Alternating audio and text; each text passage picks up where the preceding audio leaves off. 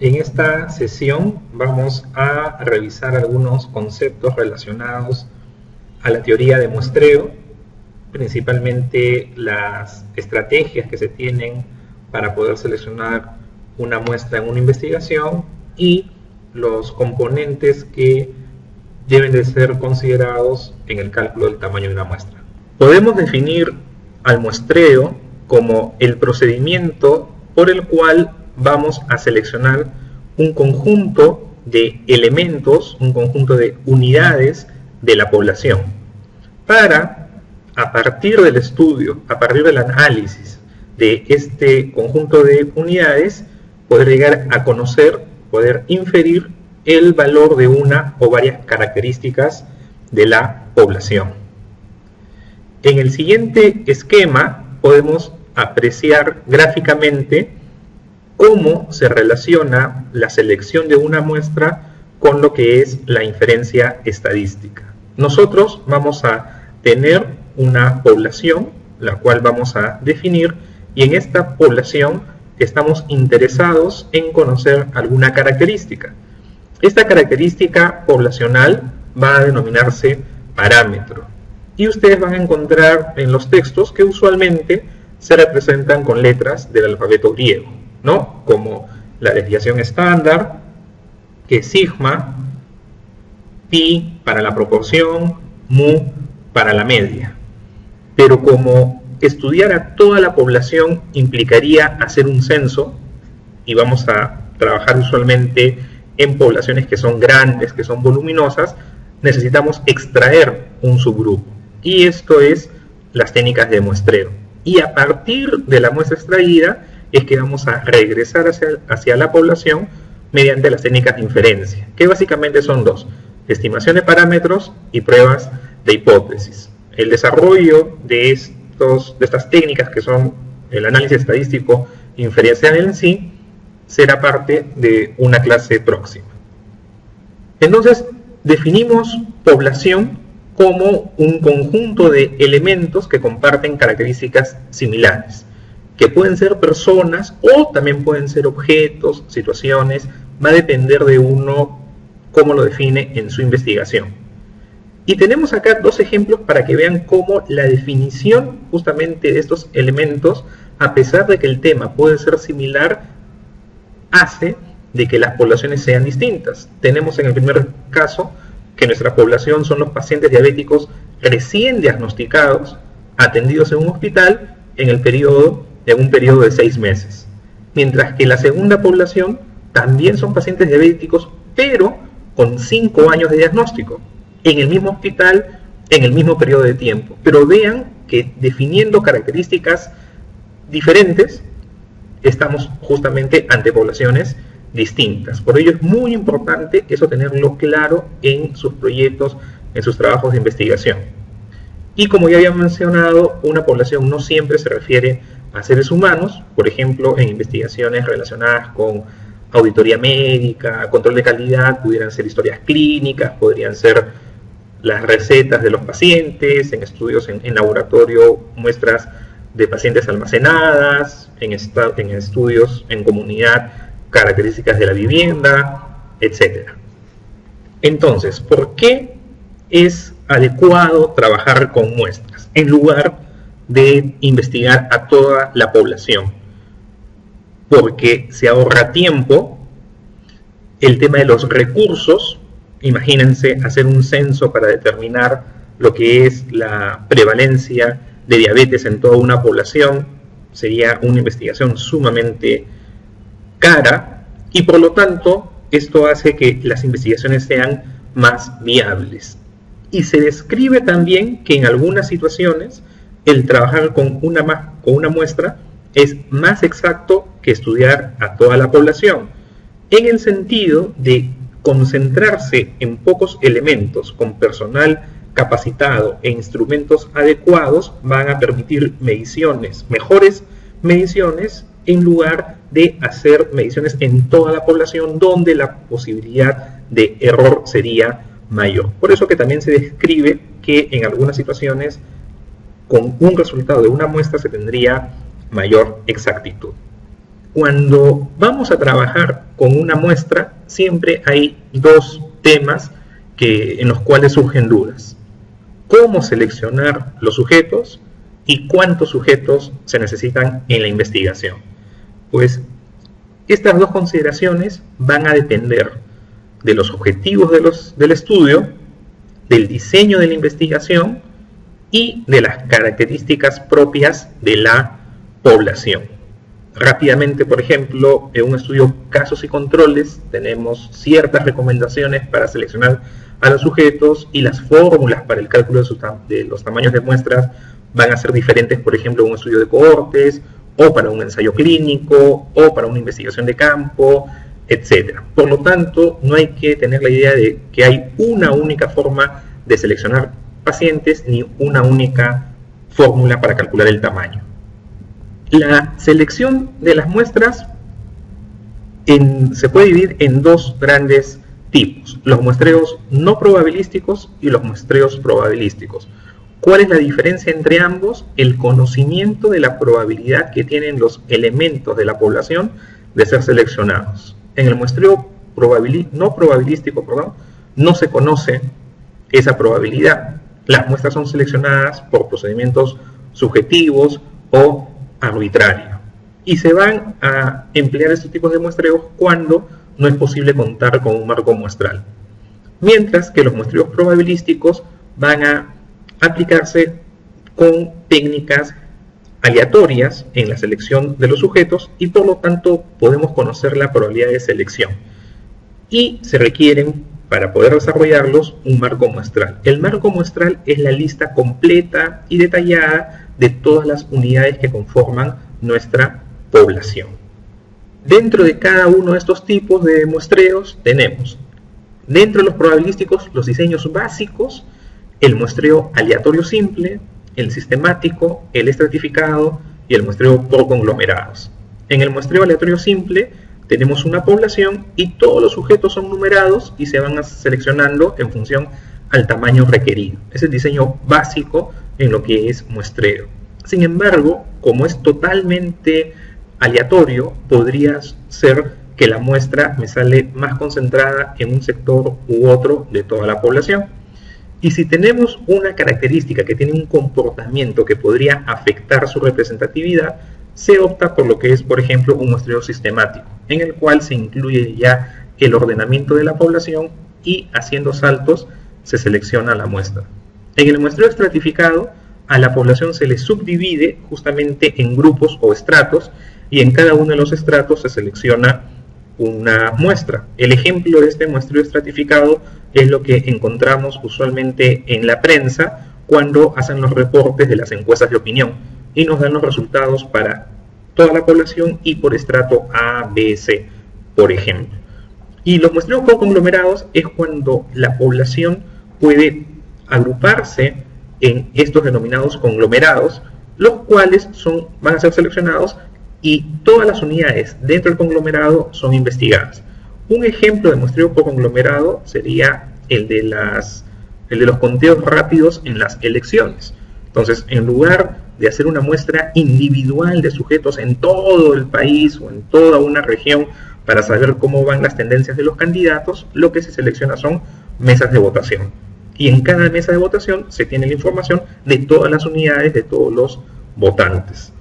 Los muestreos no probabilísticos, que son aquellos en los cuales desconocemos la probabilidad de selección, básicamente los diseños más comunes son el muestreo por conveniencia, los casos consecutivos, el muestreo por cuota y el muestreo bola de nieve. El muestreo bola de nieve es un muestreo interesante en el cual primero se identifica a una persona, o un grupo pequeño de personas, a los cuales se les pide que inviten a otras con ciertas características y estas otras a su vez se les invita a que pasen la voz a más sujetos y así se va incrementando el tamaño de la muestra. Y la otra consideración, luego de la forma de selección, es el tamaño. ¿Qué elementos debemos de considerar en el momento de determinar el número de sujetos con los cuales necesitamos realizar nuestra investigación? Van a ver diferentes elementos, ustedes van a revisar en los textos, inclusive hay diseños muestrales donde el costo de hacer la investigación de medir a cada sujeto es incluido en el cálculo del tamaño de la muestra. Pero los elementos que son básicos son los que se mencionan. El nivel de confianza, la potencia, que va a ser considerada cuando comparemos grupos, la varianza de la variable y el error, que algunos también le llaman precisión. Y ahí tienen que tener cuidado porque ustedes van a encontrar ambos términos en los textos. Entonces, ¿cómo es que se relacionan estos elementos? Vean, que si yo quiero trabajar con un mayor nivel de confianza, voy a requerir un tamaño de muestra mayor. Si yo trabajo con mayor potencia, también voy a requerir un tamaño de muestra mayor. Si mi fenómeno varía más, voy a requerir un mayor tamaño de muestra. Pero si yo quiero trabajar con menor error, es que requiero una muestra más grande.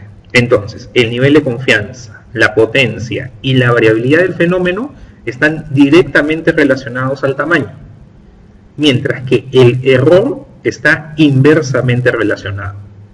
Menor error, mayor tamaño de muestra. Y lo que va en las fórmulas es el error. Pero como el error y precisión son dos caras de la misma moneda, ustedes van a encontrar, les repito, que se usa también el término precisión. Pero si yo quiero ser más preciso, significa que estoy trabajando con un menor error. Por lo tanto, a mayor precisión, mayor tamaño de muestra. Un ejemplo que nos puede graficar, creo, bastante bien el tema de la variabilidad del fenómeno es cuando nosotros vamos al mercado a hacer compras.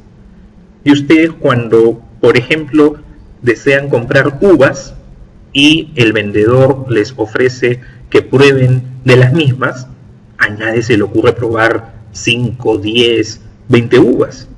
Basta probar una uva para decidir si es que se compra o no. ¿Y qué es lo que estamos haciendo en ese momento? ¿Qué es lo que estamos asumiendo? Lo que estamos asumiendo es que la varianza del fenómeno es mínima. Si llegamos al extremo que la varianza del fenómeno es cero, basta conocer a un elemento de la población para conocer a todos los elementos, porque todos son iguales. Entonces vean, menor varianza, menor tamaño de muestra. Pero si los fenómenos tienden a variar, voy a requerir una mayor cantidad de muestra para justamente describir, caracterizar esa diversidad. Y en biología, ¿no?, en investigación con seres humanos, vamos a tener que las características biológicas, fisiológicas, químicas, pongan el nombre que deseen, justamente tienden a ser variantes. Entonces, ese dato, desde nuestro marco teórico, lo que nosotros hemos investigado, debe de tenerse bastante presente para poder incluir el valor más adecuado en este componente de la variabilidad. Y acá están las fórmulas más sencillas, las fórmulas básicas para lo que es el cálculo del tamaño de la muestra cuando deseamos estimar una proporción o una media en situaciones de poblaciones que ustedes van a encontrar como infinitas, ¿no? Porque en estas fórmulas no se está incluyendo el tamaño de la población para calcular la muestra. En el caso de variables cualitativas, con las cuales vamos a calcular una proporción, la variabilidad va a estar dada por el componente PQ. Y ustedes seguramente han escuchado o han leído en algunos textos, en algunos libros, que la máxima variabilidad de PQ se da cuando P vale 0.5. Eso es cierto. Sin embargo, no significa que el mayor tamaño de muestra se va a obtener cuando P sea 0.5. Porque recuerden que el tamaño de la muestra también depende del error. Y acá vamos a representar lo que acabo de comentarles. Vean, en esta primera columna estamos trabajando con una proporción de 0.5 y con una D, con un error de 0,05. Eso significa que yo espero tener una estimación de 50 más menos 5. Y con estas consideraciones tengo una muestra de 384. Pero si yo espero que mi fenómeno tenga una frecuencia del 30%, si mantengo el mismo nivel de error absoluto, requeriré una muestra más pequeña. Pero para una proporción de 0,30, este error de 0,5, desde el punto de vista relativo, es mucho mayor que para una proporción de 0,50. Entonces, para que relativamente el error se mantenga en un 10%, ¿cuánto debería de ser el error absoluto? 3%. Y entonces, cuando calculamos nuestro tamaño de muestra para una situación equivalente de un 10% de error relativo, vean que la muestra se incrementa a casi 900 sujetos. Y si nuestro fenómeno es menos frecuente aún, nosotros esperamos que tenga el 10%. Si mantenemos un error absoluto de 5%, vamos a tener una muestra relativamente pequeña. Pero desde el punto de vista relativo, acá estamos trabajando con un error del 50%. Por lo tanto, para mantener un error relativo del 10%, mi error absoluto debe ser 1, es decir, una estimación 10 más menos 1, con lo cual requeriríamos una muestra de casi 3.500 personas.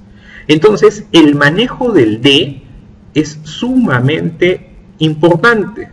Si nosotros queremos conservar relativamente el nivel de error y trabajamos para el 50% con un 5% absoluto, deberíamos de trabajar con un 10% para las proporciones que estamos esperando.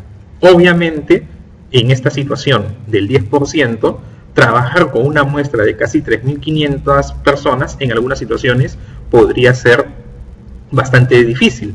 Entonces, uno, ¿qué debe de decidir? ¿Dónde debe de empezar a trabajar? En cuánto de error estoy dispuesto a permitir. Entonces, deseo una estimación de 10 más menos 1, una estimación de 10 más menos 2, una estimación de 10 más menos 3, y conforme se va modificando el nivel de D, vamos a ir modificando nuestro tamaño de muestra. Pero recuerden que la precisión está bajando. Aquí les muestro solamente para que tengan conocimiento de que existen diferentes fórmulas para diferentes situaciones. Si queremos comparar dos proporciones, esta sería, por ejemplo, la fórmula para poder obtener el tamaño de muestra necesario. Y vean cómo aquí ya se está incorporando lo que es la potencia.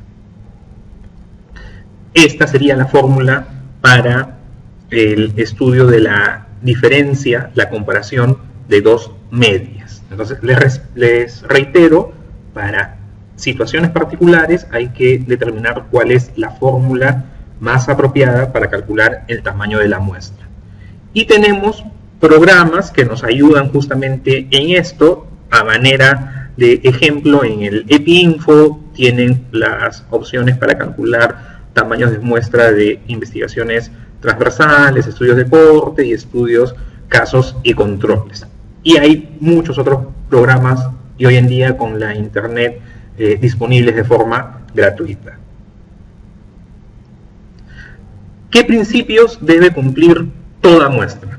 Básicamente 3. Debe ser simple, los elementos deben estar definidos de forma clara, precisa, simple. La muestra debe ser representativa, que justamente la forma de la selección nos va a ayudar a lograr esto. Y en situaciones en las cuales vamos a comparar grupos, estos justamente deben de ser comparables, deben ser similares en diferentes características, salvo en lo que se quiere justamente comparar. Acá se está mencionando, por ejemplo, los ensayos clínicos, pero podría aplicarse lo mismo en estudios, casos y controles, donde selecciono mis casos, selecciono mis personas que no presentan la enfermedad y Obviamente por el diagnóstico es que forman los grupos, pero para otras características no debe haber algún tipo de sesgo que me vaya a inclinar luego los resultados hacia un sentido u otro. ¿Y cuáles son los problemas que pueden surgir cuando trabajamos con muestras?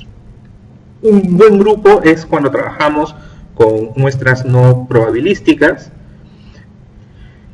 Un detalle es la no respuesta, personas que no deseen participar. El estudiar solamente voluntarios es también otro problema importante. El muestreo solamente de los registrados, que en nuestro país, con el alto subregistro que tenemos, es un problema que debemos de evitar, y por ello la construcción de los marcos es una tarea muy importante previa al estudio con muestras. La pérdida de casos de corta duración, un sesgo estacional, el cual se busca corregir, por ejemplo, con un muestreo sistemático, ¿no? De tal manera que podamos tener una representatividad de todo el espectro. Y también tenemos lo que es la accesibilidad a áreas difíciles, ¿no? Entonces esto haría problemático el levantamiento de la información. Finalmente, dos referencias que creo pueden ayudarles a revisar con más profundidad el tema. En primer lugar, el texto de Kish, que es un clásico en muestreo, y el texto de Schaeffer, Mendenhall y Ott de Elementos del muestreo, el cual está disponible en castellano. Este segundo texto lo pueden encontrar en las librerías Libun, que es un muy buen texto para lo que es muestreo.